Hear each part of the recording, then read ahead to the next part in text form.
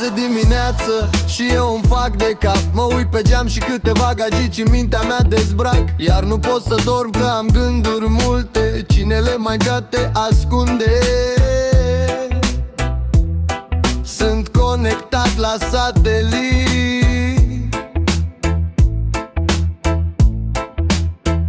Și unde te grăbești să ajungi?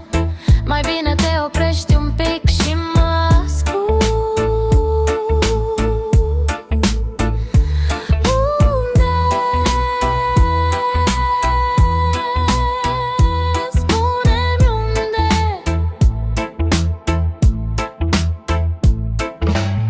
Că vreau să le bag într-o cutie și să le pun toate gândurile pe un drum doar dus către o vacanță pe râul rece care merge spre apus. Mi s-a luat de gânduri, nu mai știu cum fac. Nu pot să le dau afară din cap. Multe gagii se plimbă prin capul. Ca păsăricile, dar eu nu prea mă duc la ele, că mă apucă toate fricile.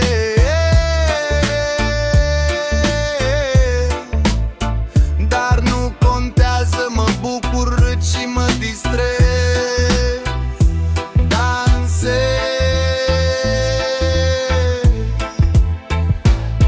Înregistrez piesele mele acum și sper că într-o zi să le cânt și în străinătate, să scap de sărăcie și să mă abonez la bogăție, să-mi intre bani în buzunar, de parcă îi printez pe hârtie.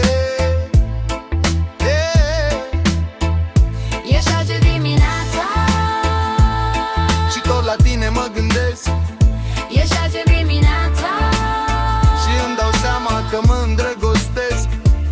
Sper să-mi treacă, dar e frumos să simt și să fiu și eu din tipul rece, unul mai cald și drăgăstos.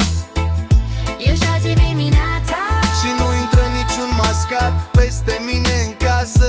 Sunt super relaxat și iar am adus acasă o grasă. S-a rupt patul cu ea, mai bine o futeam pe masă.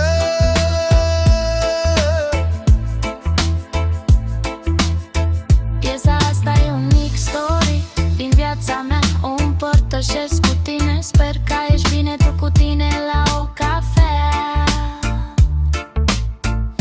E 6 dimineața, dar ne vedem și altă dată. Ne auzim și o facem la ta. Că ne iartă, Doamne, iată cea mai frumoasă viață. La 6 de dimineață